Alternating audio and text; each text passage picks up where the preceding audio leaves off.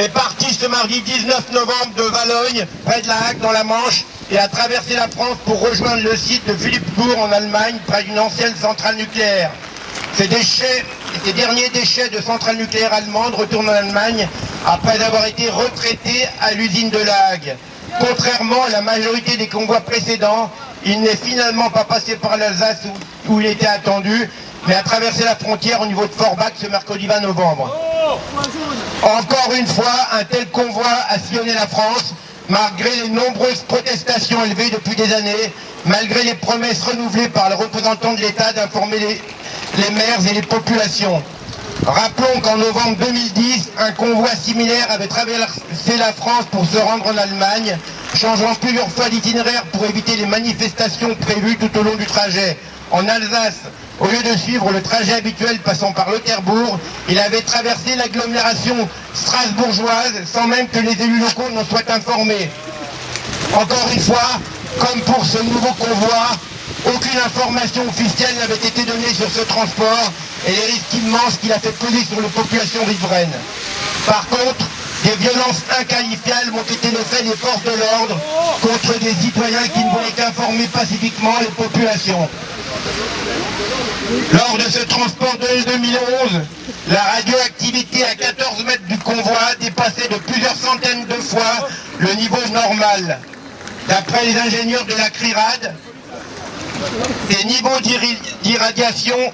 à ces niveaux d'irradiation, une personne discutant une demi-heure adossée à un véhicule de transport recevrait une dose de 1 millisievert, soit en 30 minutes la limite maximale annuelle fixée pour l'exposition du public à l'ensemble des activités nucléaires. Effectivement, le précédent convoi de déchets nucléaires hautement radioactifs allemands, partant de l'usine de retraitement de La Hague et traversant la France pour rejoindre un site de stockage en Allemagne, date de 2011. Et celui de cette semaine est le dernier, puisqu'il n'y a maintenant plus de déchets nucléaires allemands en France. Mais ce ne sont pas les seuls convois de ce type qui circulent dans notre pays. Par exemple, en 2015, un convoi similaire de déchets nucléaires suisses retraité à l'usine de Sellafield en Allemagne, après avoir traversé la Manche, a traversé la France depuis Valognes jusqu'en Suisse, en passant par l'Alsace, les agglomérations de Strasbourg et de Colmar. Donc il est passé par ici, sans que personne ne soit au courant. Précisons qu'avec ces 19 centrales réparties sur le territoire hexagonal, l'industrie nucléaire française implique une logistique importante. Chaque jour, des trains et des camions remplis de combustible ou de déchets nucléaires traversent le pays.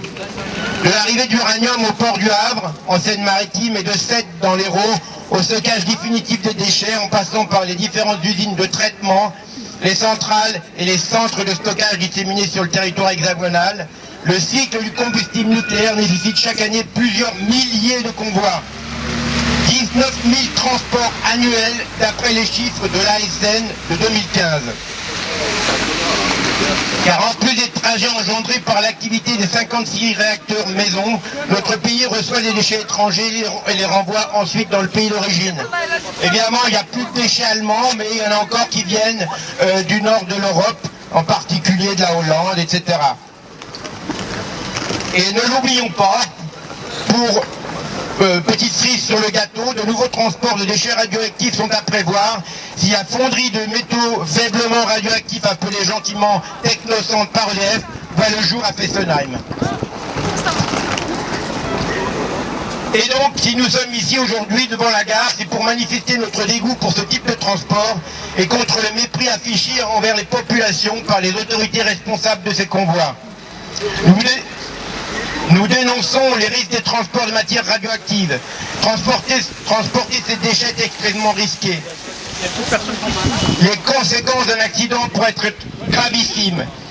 Mais même en l'absence d'accident, ces transports constituent une menace réelle pour la santé des personnels impliqués et des habitants des villes et des villages traversés.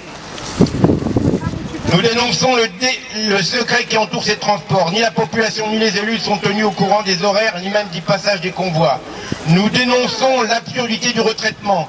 Le retraitement qui n'a rien à voir avec un recyclage produit de nouveaux déchets sans diminuer leur radioactivité et rejette d'impressionnantes quantités de polluants et de radionucléides dans l'environnement. Et les déchets sont alors disséminés sur tout le territoire. sur les sites de stockage en fonction de leur radioactivité. Mais c'est aussi un facteur aggravant de prolifération nucléaire, hein, avec les déchets ultimes dans lesquels il y a du plutonium. On peut bien sûr faire de jolies bombes atomiques. L'absence de solution pour gérer les déchets, les stocker en surface ou les enfouir dans le sol ne diminue en rien leur radioactivité.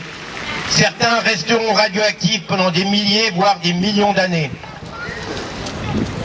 Les choix de l'enfouissement, nous les dénonçons aussi. Enterrer les déchets, comme il est prévu de le faire à Bure, pour les déchets à vie longue, c'est accepter l'empoisonnement potentiel d'une région, voire des pays entiers pendant un délai indéterminé.